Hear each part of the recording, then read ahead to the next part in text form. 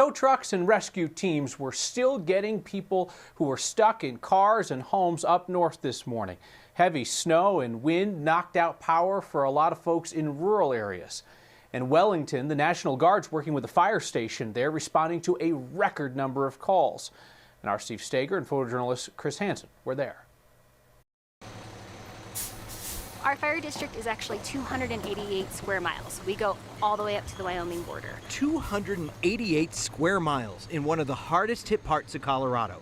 Busy doesn't even begin to describe the last few days for the Wellington Fire Protection District. We actually ran a record number of calls for our district this weekend.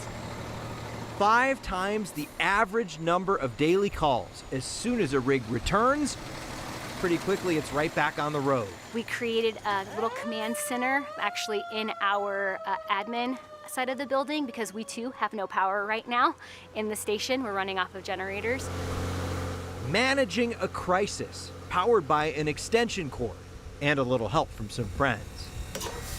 The wind was blowing so bad at some points that we couldn't see to even drive, even in our SUSV. Sergeant Cameron Troop with the Colorado National Guard has burned some serious fuel in this SUSV this weekend. We actually go on top of the snow, not try to go through it. That comes in handy, rescuing people stranded in their cars and others who might be trapped in their homes and need to get to shelter. There was a lady with her 2 small children, no electricity, no heat, so we had to go probably 10-15 miles out east, and it took us about 4 hours to get there. It's a relief to see this thing roll up. And they're ecstatic. They're like, thank God you're here.